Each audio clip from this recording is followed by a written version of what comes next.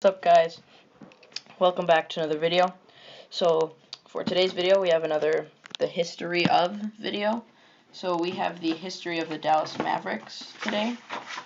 And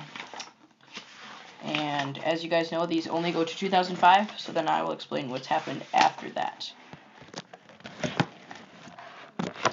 Dallas is a large city located on the rolling prairie of northern Texas. Known today as Big D, Dallas started as a lonely frontier town.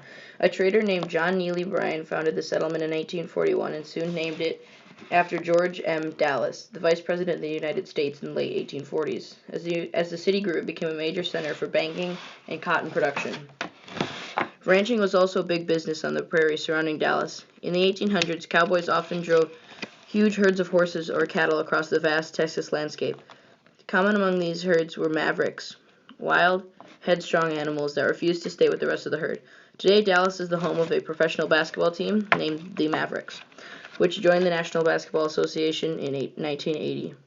The Mavericks were optimistic heading into their first season. Their head coach was Dick Motta, who just 2 years earlier had led the Washington Bullets to the NBA championship. Motta was known as a demanding leader who got the most out of his players. About the only player with much to offer, though, was point guard Brad Davis. The first year Mavericks went 15-67.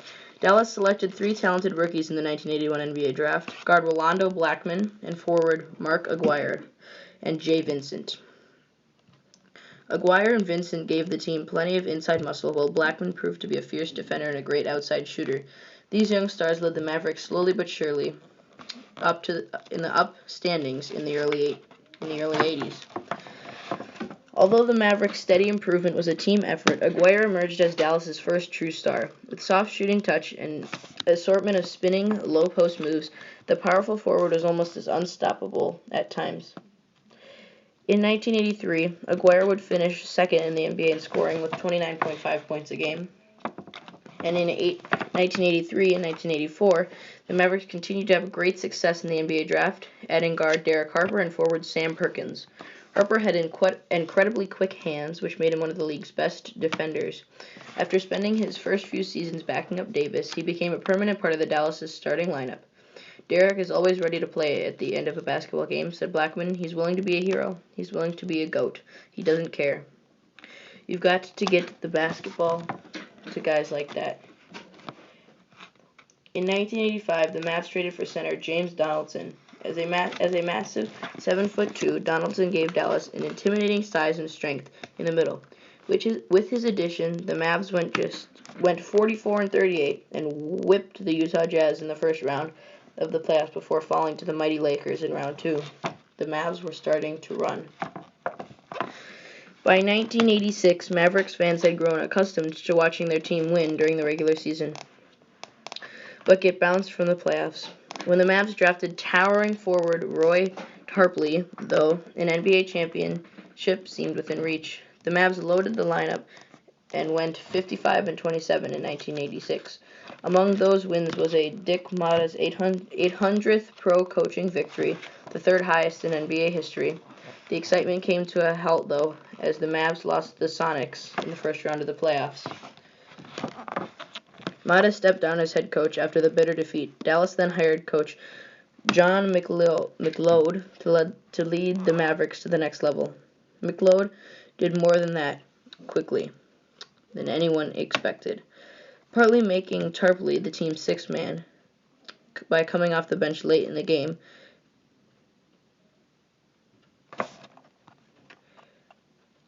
Tarpley often dominated his tired opponents. With Roy on the floor, we can talk NBA championships, said Blackman. He brings us that little piece of magic you see in a player who is superior to everyone he plays against. In 1988, Tarpley and the Mavericks earned a playoff victories over the Houston Rockets and Denver Nuggets. The only team standing between them and the finals was their old nemesis, the Lakers. In a titanic battle, the two teams split the first 6 games of the Western Conference Finals, but the more experienced Lakers won Game 7 easily. Los Angeles went on to win the championship, while the Mavs, again, went home empty-handed. Still, Dallas fans were as enthusiastic as ever heading into the 1988 season. Their team had made the playoffs 5 straight years, inching closer and closer to the NBA title every year. but everything fell apart. First, Tarpley was suspended for drug abuse. Then Aguirre demanded to be traded and was dealt to the Pistons for player forward Adrian Dantley, who at first refused to play for Dallas. To top it off, Donaldson went down with a serious knee injury. In just a few weeks, the team chemistry that Dallas had worked so long to build was almost totally destroyed. Even though Dantley eventually signed and Tarpley returned from his suspension, the damage was done. The Mavericks missed the '89 playoffs, made a brief comeback the next season, and then became the worst team in the NBA. Despite their best efforts of such players, rugged rebounder Terry Davis, Dallas went 11-71 and 13-69 in 1922 and 1993. Only late season victories each year kept the Mavericks from setting a new record from the fewest wins in a season. The only silver lining to the Mavs' horrible seasons in the early 90s was that the team consistently had high picks in the NBA draft. Dallas used these picks to stockpile some of the nation's best college players. From 92 to 94, the Mavericks drafted three outstanding young players: guard Jim Jackson, forward Jamal Mashburn, and guard Jason Kidd.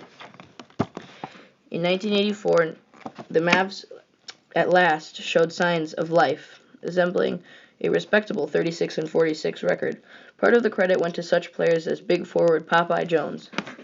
The driving force behind this improvement, however, was the team's three J's: Jim, Jamal, and Jason.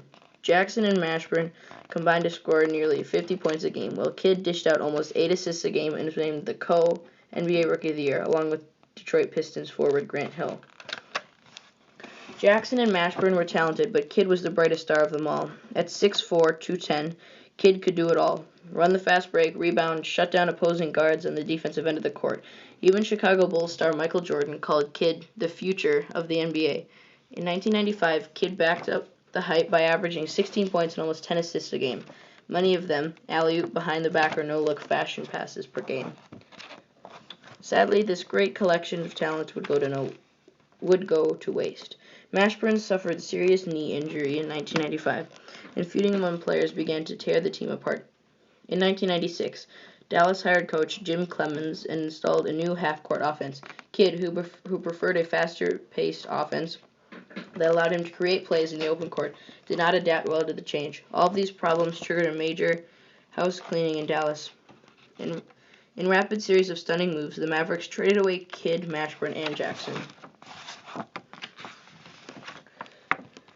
When the dust finally settled in 1997, after all the trades, Dallas had almost an entirely new team. Among the new faces were 7'6" center Sean Bradley, speedy point guard Robert Pack, and high-scoring swingman Michael Finley. The changes did little to improve the Mavs' fortunes. However, in the 1990, Dallas put together a losing record for the 10th straight season.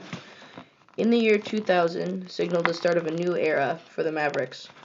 Playing under new team owner Mark Cuban, the Mavs finally broke their decade-long playoff drought. Dallas, the worst team in basketball just a handful of seasons before, suddenly became an NBA powerhouse, winning more than 50 games a season from 2000 to 2001 and 2004 to 2005. Finley, slick passing point guard Steve Nash, and sharp-shooting forward Dirk Nowitzki worked fans in Dallas, a new American Airlines Center, into a frenzy season after season, but the Mavs always fell short of the finals in the playoffs. That changed in 2005. Finley and Nash were gone, but new coach Avery Johnson found quality replacements for the speedy guard Jason Terry and Josh Howard. It was Nowitzki, though, who was the real story of that season. The German forward blossomed into one of the game's brightest stars, leading the team to a 60-22 record and 3 playoff series victories, including one over the defending champion San Antonio Spurs. Dallas fans again began dreaming of victory parades when their team crushed the Heat in the first 2 games of the 2006 NBA Finals. But the Heat, led by electrifying young guard Dwayne Wade, then broke hearts in Texas by storming back to win the next 4 games. Painful though the defeat was, Coach Johnson quickly turned Dallas' focus to the next season. "We aimed high this year. I told my players that a lot of teams have to go through this loss," he said. "This will really hurt this summer, but I'm ready to try it again." Many people claim that the 2006 NBA Finals was rigged, as Dwayne Wade shot a 90% increase in free throws than he had over the entire playoff series. The Mavericks should have won that series, many people say. But you never know. After rising to become one of the NBA's top teams in the 80s, the Mavericks endured much heartache in the 90s. But thanks to new head rows such as Dirk Nowitzki and Josh Howard, Big D once again rocked in Basketball City. And a big problem for opponents. Today's Mavericks hope to soon break away from the NBA herd and run all the way to their first world championship, which the Mavericks do. I believe only a season later, the Mavericks won the NBA championship. They did get Jason Kidd back to win that title, I believe. Yes, they did. They got him back, and Nowitzki led them to that finals. They came back in 2011 with Kidd back on the team. Terry was still there. Finley, and they beat the Heat. They beat LeBron James, Dwayne Wade, Chris Bosh in the finals. And after that, the Mavericks have done pretty well. After Dirk left, and the team kind of fell off, and they did very bad. But they got top draft picks, drafted star Luka Doncic, traded for Kristaps Porzingis, and drafted Jalen Brunson. And the Mavericks have a very good-looking future as they're the 5th seed in the conference this year. That's going to do it for the video, guys. Thank you so much for watching. I'm Sports Superstars. Peace.